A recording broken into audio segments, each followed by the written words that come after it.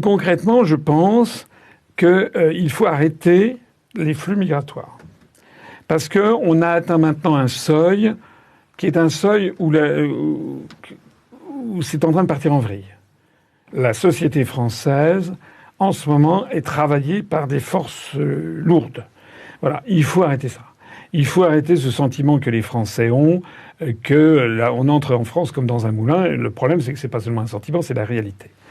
Mais quand je dis ça, moi, je m'attaque pas, si vous voulez, je vais pas taper spécialement sur les Africains, sur les gens qui quittent leur pays. Dans l'écrasante majorité des cas, on le fait pas par plaisir. On le fait pour bénéficier de conditions de vie beaucoup moins horribles que celles du pays d'origine. Combien est-il de Maliens qui viennent de leur pays pour envoyer de l'argent au bled? Parce que c'est la misère en cas de volume. Il faut dire les choses telles qu'elles sont.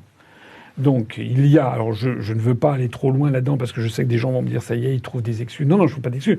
Mais il y a un problème migratoire qui est posé à l'ensemble du monde riche, de façon générale. Et c'est aussi un problème démographique. Je rappelle quand même que en 1830, quand la France conquiert l'Algérie, je crois qu'il y a à peu près 10 millions d'habitants sur ce qui est aujourd'hui le Maroc, l'Algérie et la Tunisie. Alors qu'en France, il y a 35 millions sous Charles X. 35 millions contre 10 millions. Maintenant, aujourd'hui, on est 66 millions en France et il y a plus de 100 millions d'habitants au sud. Donc, le déséquilibre démographique joue beaucoup.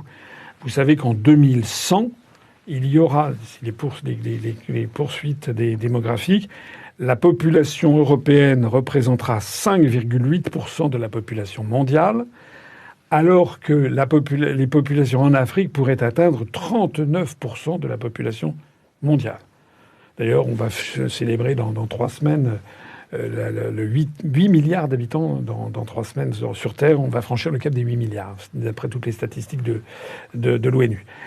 Donc ça veut dire qu'on est face à un défi absolument énorme.